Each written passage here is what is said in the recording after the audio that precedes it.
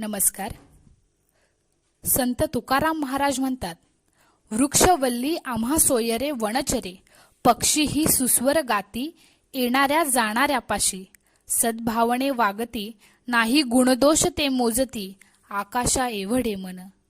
ही ओवी निसर्गाशी मैत्री, परोपकार आणि निर्विकार जीवनाचं प्रतीक आहे. पण 21व्या शतकात जगत असताना आपण या गोष्टींचं भान कुठेतरी विसरताना दिसत आहे. आणि हा आजकाल चिंतनाचा नाही तर चिंतेचा विषय होऊन बसला आहे. अगदी परवाचीच गोष्ट, IT पार्क विकसित करण्यासाठी हैदराबादमधील 400 एकर जंगलाची असंवेदनशील तोडफोड केल्याचा व्हिडिओ सगळीकडे सोशल मीडियाच्या माध्यमातून व्हायरल होताना आपण पाहिलाच असेल. आपलं घर उद्ध्वस्त झालं या वेदनेने अनेक पक्षी ओरडतानाचे व्हिडिओ सगळ्यांनीच पाहिले असतील. मित्रांनो, महापुराचं पाणी नुसता उंबरठ्यावर येऊन बसलं तर माणूस घर डोक्यावर घेतो आणि प्रशासनाला प्रश्न करत बसतो.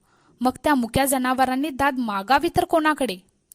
बेरोजगारी कमी करून तरुणांना कामाला लावण्याचा निर्णय जरी योग्य असला तरी दुसरीकडे मुक्या जनावरांचे जीवनदान आपण कुठेतरी वाळवंटात टाकतोय याचं भान आपण ठेवलं पाहिजे. मित्रांनो, फळाफुलांचा मळा पाहिजे, आनंदाचा सोहळा पाहिजे, गावाकडे स्वतःच्या वाटणीची शेती पाहिजे, सोबत आरामदायी बंगलो पाहिजे, भरपूर पैशाची नोकरी पाहिजे, AC वाली गाडी पाहिजे. माणसा तुला एवढं सगळं आयुष्यात आरामात पाहिजे, मग त्या मुक्या जनावरांना राहण्यासाठी साधं जंगल नको? निसर्गातील ते सुद्धा एक महत्वाचा भाग आहेत. त्यांचं अस्तित्व असणं काळाची गरज आहे. 400 एकर जंगलतोड झाल्यानंतर तेलंगणा सरकारला प्रशासनाला जाग येते, ही किती निर्दयी गोष्ट आहे. मित्रांनो, निसर्गातील प्रत्येक गोष्ट जपून ठेवली पाहिजे, मग ती झाडं असो, पक्षी असो अथवा प्राणी. आज या गोष्टी आपण नाश करत बसलो तर येणारा काळ आपल्याला कधी नाश करेल हे सांगता येणार नाही. त्यामुळे जसं आपण आपल्या कुटुंबाची काळजी घेतो त्या पद्धतीने निसर्गातील सगळ्या गोष्टींची काळजी घेतली पाहिजे. मित्रांनो, गोष्ट जरी तेलंगणामधील हैदराबादमध्ये झाली असली तरी आपण देखील वेळीच जाग झालं पाहिजे. जंगलतोड रोखून पक्षा प्राण्यांना आसरा देऊया. चला देशाला उच्च स्तरावर घेऊन जाऊया.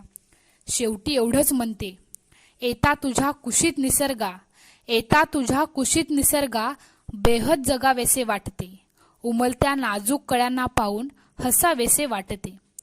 ओली माया मातीची प्राण्यांशी बोलावेसे वाटते, ओली माया मातीशी प्राण्यांशी बोलावेसे वाटते. हिरवा वारा हिरवी पक्षी, हिरवा वारा हिरवे पक्षी, जंगल व्हावेसे वाटते, जंगल व्हावेसे वाटते. मनपूर्वक धन्यवाद.